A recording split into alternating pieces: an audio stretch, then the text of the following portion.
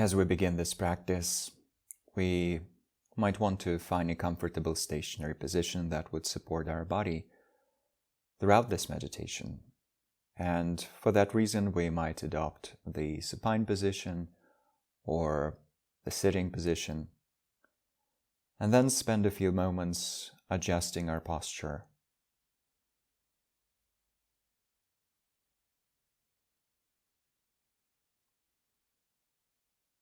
Making sure all the parts of the body are relatively comfortable and relatively still, all centered around the central axis of our spine.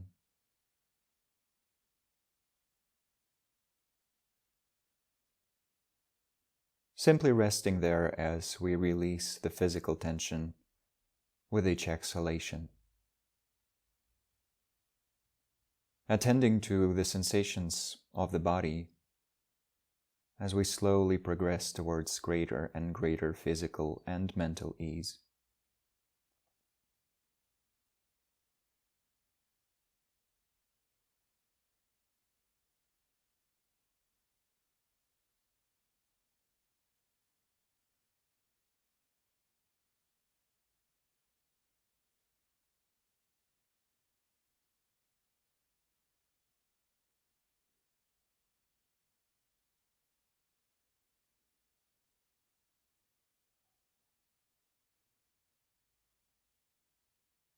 Breathing naturally,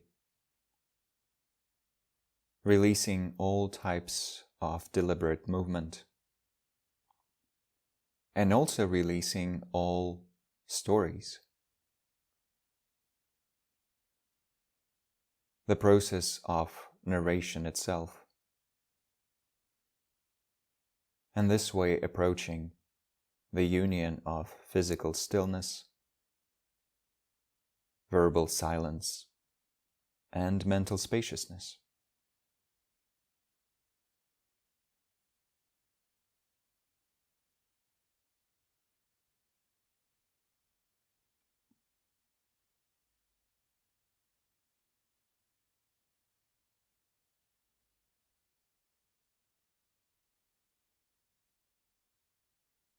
And then within this unified experience of stillness, silence, and spaciousness, we actively generate a very positive motivation for this practice, bringing to mind our highest psychological or spiritual aspirations for our life and our contemplative life in particular.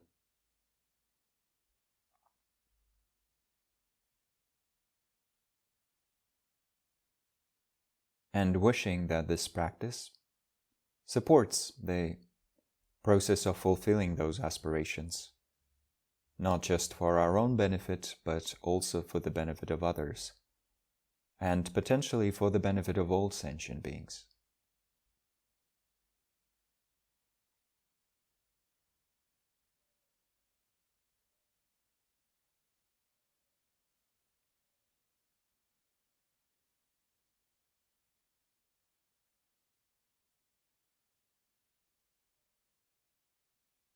And then with that motivation as the foundation for our practice,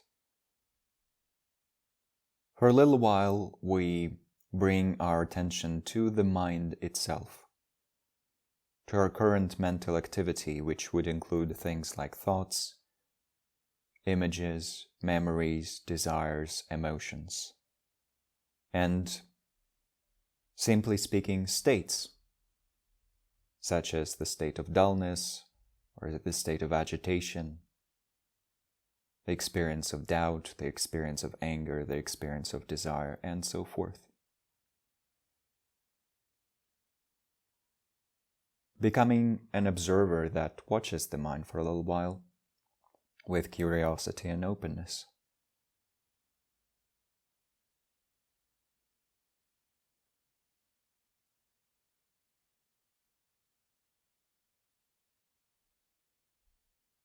Once again, breathing naturally and simply observing everything that's arising in the mind.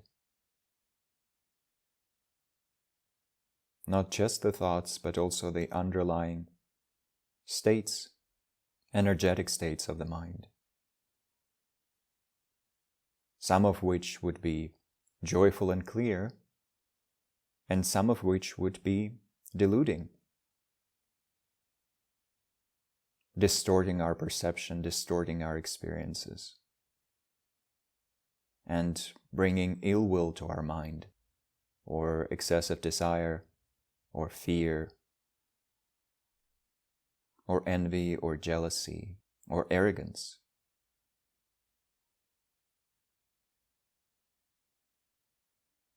Watching this spacious field that is the mind.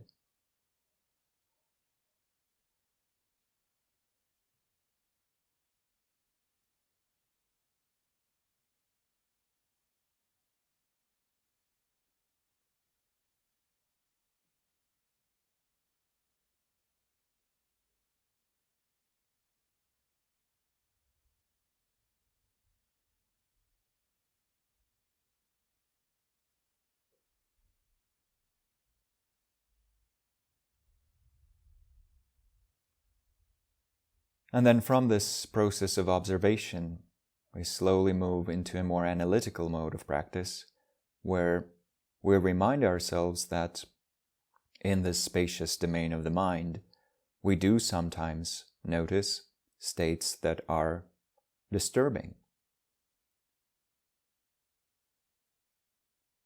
Maybe even recently. We might have recently experienced anger or hatred, strong or excessively strong sensual desire, jealousy and envy, arrogance that was separating us from others, strong anxiety that was deeply disturbing and perhaps led to other afflictive mental states, or simply torpor, lethargy that was preventing us from being clear when addressing our tasks.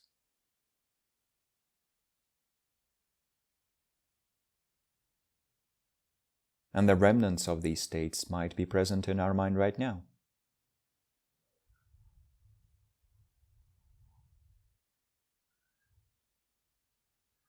And then on the basis of recognizing that there are seeds for these states present in our mind, we also know that these states can always provoke unskillful actions. In some cases, quite harmful, especially if we're acting under the influence of strong anger, strong fear, strong jealousy, strong arrogance, and most importantly, strong ignorance that refuses to accept and acknowledge the agency of others, refuses to be empathetic, understanding, open, curious.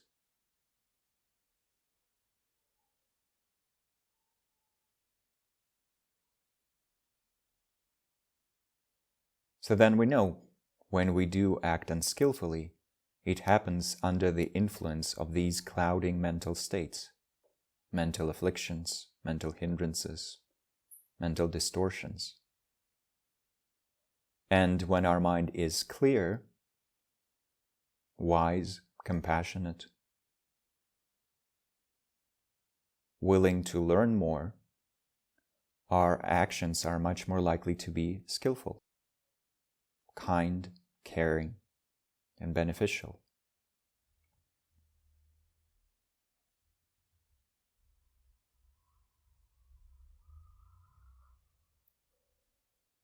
But then if we think about our own experience of suffering in this world, and especially the suffering that we have experienced from the hands of others, both individuals and communities or institutions, we would have to recognize that individuals and then communities made up of individuals were also hurting us, hurting our siblings, hurting our communities because they were under the influence of these afflictive mental states. And of course, in some cases, these afflictive mental states crystallize into whole systems of oppression.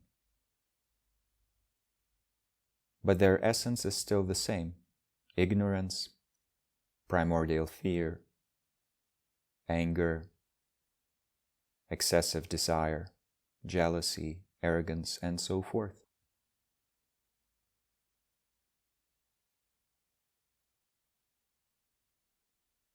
So the same clouds we often observe in our own mind, when they are especially strong and when they're present in the minds of others, provoke them to hurt us,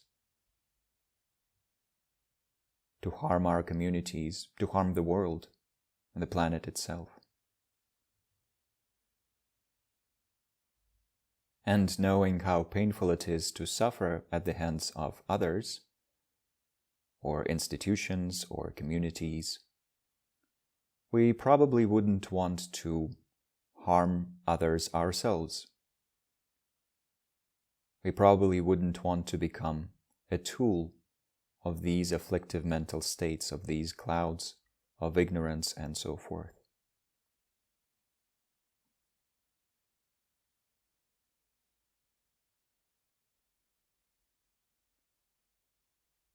And so the wish and the determination to become free from these clouds, to not succumb to their influence, to maintain clarity and to strengthen clarity, is the essential meaning of the Buddhist concept of renunciation. What we're renouncing is not pleasure, it's not joy. We're renouncing these types of ignorance and delusion.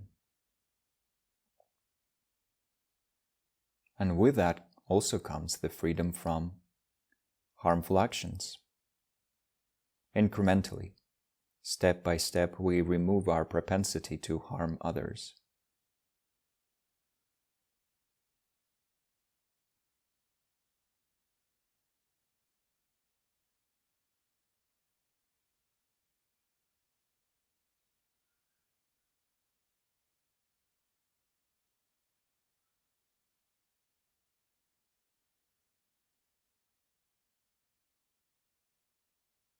And so, on the basis of this recognition, we can generate a very strong intention. May I strengthen my mental clarity. May my wisdom and compassion be stronger than these afflictive mental states, than these clouds.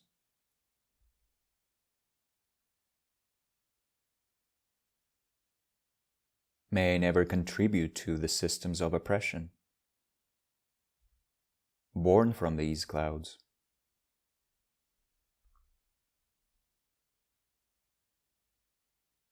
And instead, may my mind always be warm, spacious, and luminous. Sharing tenderness, connection, wisdom, and skillful action with all beings, including those who especially need my support, either because they have been deeply harmed, or because they're currently strongly deluded and are harming others. So may I always be able to do what's necessary and beneficial on the basis of this clarity.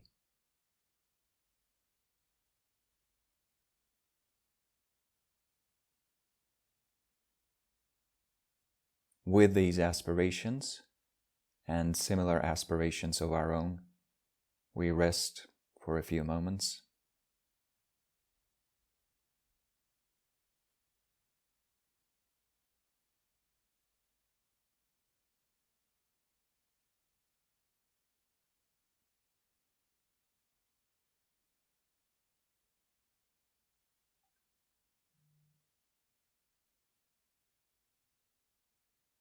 And then we release all thoughts, all ideas, simply resting in this spacious clarity for a short while, with an experience of tenderness and kindness.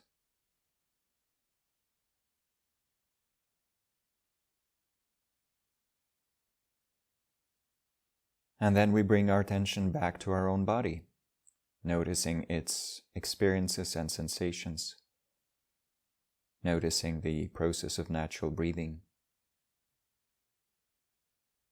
anchoring our attention there. And then, as we introduce some movement to the body, slowly transitioning back to the space around us, mentally dedicating the energy of this practice to our highest aspirations, and then concluding the practice by inviting the bell.